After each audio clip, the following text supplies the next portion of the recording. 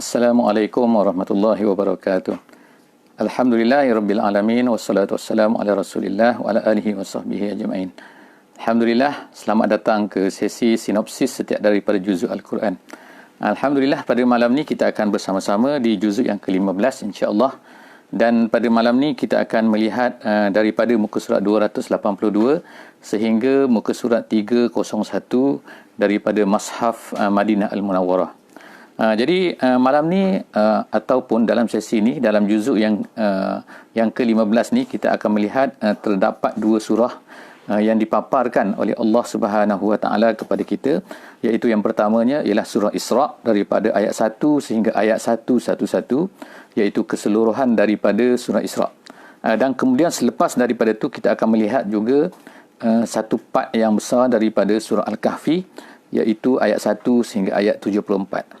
Jadi insya-Allah kita akan lihat juzuk ini dari dua surah yang berbeza ini insya-Allah.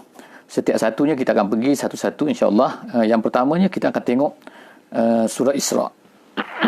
Jadi surah Isra ni adalah sebenarnya adalah bertemakan kepada Al-Quran, iaitu kehebatan Quran, kelebihan Quran. Kerana Allah Subhanahu Wa Taala banyak menyebutkan tentang Al-Quran di dalam surah ini. Menyebutkan tentang nilai Quran, menyebutkan bahawa umat Islam ini telah diberikan Al-Quran dan mereka sepatutnya kena menjaga ataupun berpegang teguh dengan Al-Quran ini dengan sebenar-benarnya, dengan sebaik-baiknya.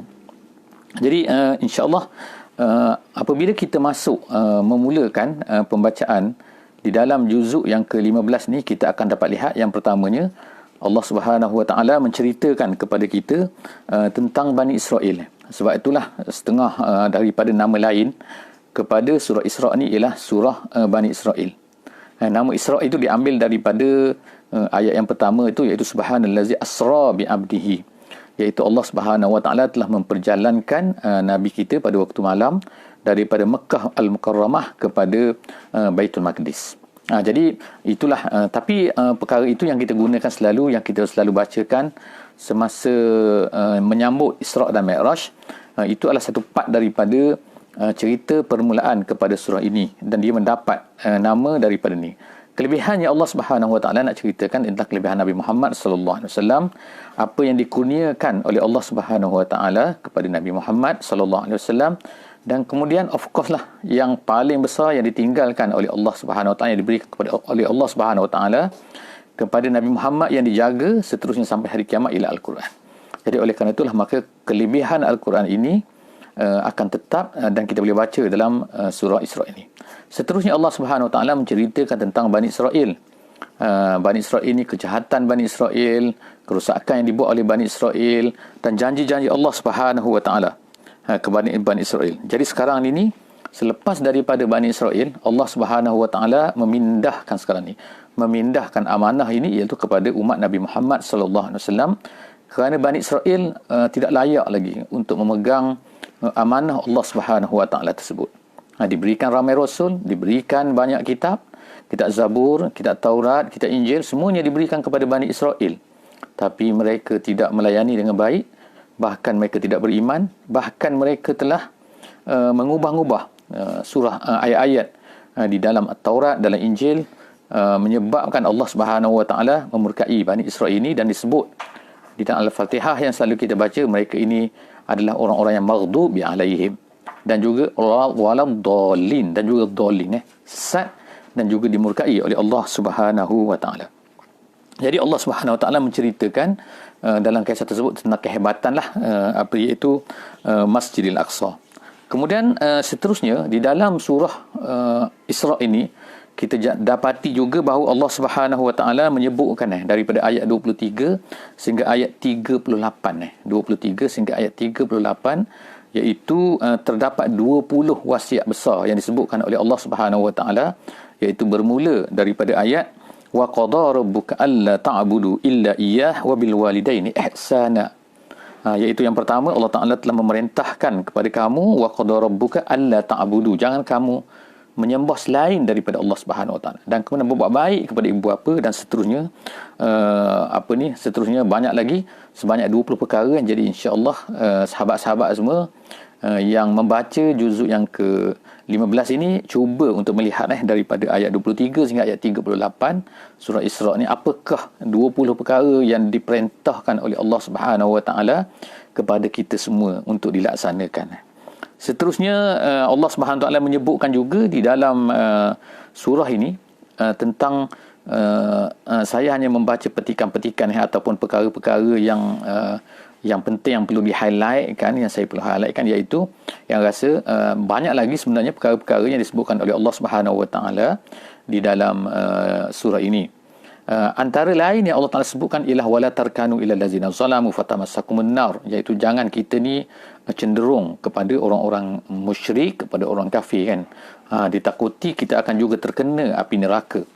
Kemudian seterusnya penutup surah ini dia menyebutkan tentang hiburan kepada Nabi SAW dengan menyebutkan tentang kisah pendustaan Firaun terhadap ajaran Nabi Musa, apa yang dibawa oleh Nabi Musa, dan juga banyak ayat-ayat Allah ataupun mukjizat kita katakan yang diberikan oleh Allah Subhanahu Wa Taala kepada Nabi Musa untuk ditunjukkan kepada Firaun, ditunjukkan kepada Bani Israel, untuk menjadi hiburan sebenarnya kepada Nabi kita sallallahu alaihi wasallam bahawa pertempuran begini berterusan, iaitu persengketaan ataupun pendustaan akan berlaku sampailah kepada hari kiamat. Selagi mana kita kata adanya langit dan bumi, adanya bintang dan matahari, maka akan berlakulah iaitu orang-orang yang menentang Islam. Jadi tugas kepada orang yang membawa Islam ni, mereka hendaklah sentiasa bersabar, sentiasa membawa Quran itu dengan baik,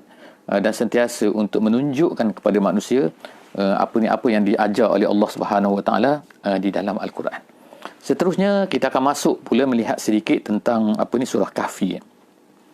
Jadi tema pula, kalau tema surah Isra itu adalah Al-Quran, surah Kahfi ini bertemakan fitnah. Jadi kita ingat bila sebut Kahfi iaitu gua, maka kita ingat fitnah. Gua ni diambil daripada Ashabul Kahfi nama surah ni diambil daripada iaitu gua. Ungkapan gua ini menunjukkan kepada suatu benda yang of course kan, bila kita teringat gua, kita ingat gelap, kita ingat kita tak tahu apa yang ada dalam gua kan. Maknanya satu benda yang terlindung, iaitu ulama-ulama tafsir menyebutkan bahawa hikmahnya ialah kerana bila disebut gua ni ialah banyak benda sebenarnya yang kita tidak tahu di belakang sana. Kadang-kadang kita dengar satu perkara, tapi sebenarnya banyak benda yang kita tak tahu di belakang tu. Jadi daripada sinilah lahirnya fitnah ni, dan kita lihat bahawa fadilatnya sangat besar surah Kahfi ni. Di antaranya apa yang disebutkan oleh Nabi sallallahu alaihi wasallam secara ringkasnya, iaitu Nabi memuji bagi sesiapa yang membaca surah Kahfi pada hari Jumaat, maka dia akan dijadikan cahaya daripada kakinya ila ananis samai pada hari kiamat nanti. Maknanya Allah Taala akan berikan cahaya kepadanya pada hari kiamat nanti apabila dia membaca surah Kahfi. Dan juga begitulah juga surah Kahfi ini ada yang menyebutkan permulaan 10 ayat yang terakhir dalam permulaan surah Kahfi, ataupun 10 ayat yang terawal daripada surah Kahfi ini, 10 ayat sama ada akhir, ataupun Allah SWT kata, Nabi SAW kata, maka dia akan, siapa yang membacanya akan usima minad dajjal, dia akan diselamatkan daripada dajjal. Jadi hikmah daripada semua ni adalah kerana surah Kahfi ini sebenarnya dia mempunyai empat perkara besar dalam hidup seorang manusia tu yang dipanggil sebagai fitnah ataupun ujian. Ujian yang Allah Ta'ala akan berikan kepada manusia, iaitu yang pertamanya ujian dalam agama, yang keduanya ialah ujian di dalam harta, kemudian yang ketiganya ujian dalam bentuk ilmu, dan yang keempatnya ujian dalam bentuk kekuasaan. Maknanya ada 4 perkara yang Allah Subhanahu Wa Taala ceritakan tentang ujian-ujian yang akan dihadapi oleh manusia. Yang pertama sekali ialah masalah agama, iaitu ujian terhadap agama, iaitu apabila kita ni berpegang kepada agama, maka akan banyaklah ujian-ujian, dan Allah Subhanahu Wa Taala ceritakan perkara ni tentang melalui kisah pemuda-pemuda yang masuk ke dalam gua. Jadi mereka ini ingin menyelamatkan agama mereka kerana mereka ini ditentang, kerana mereka ini dilakukan berbagai perkara untuk mengeluarkan balik mereka daripada agama yang betul. Jadi Allah Subhanahu Wa Taala cerita tentang Ashabul Kahfi di dalam mengenai dengan fitnah ini, dan bagaimana mereka ini Allah Subhanahu Wa Taala selamatkan Jadi apa yang penting ialah kita mesti mencari jalan bagaimana untuk menyelamatkan, menjaga agama kita ni supaya terselamat. Yang keduanya ialah fitnah harta. Allah Ta'ala ceritakan melalui cerita dua orang yang mempunyai kebun. Seorang mempunyai kebun, seorang tu beriman dan seorang tu tidak beriman, dan masing-masing tu menceritakanlah yang mana orang-orang yang kafir ni, yang mempunyai kebun, yang mempunyai harta lah, kita katakan, iaitu mendustakan hari kiamat.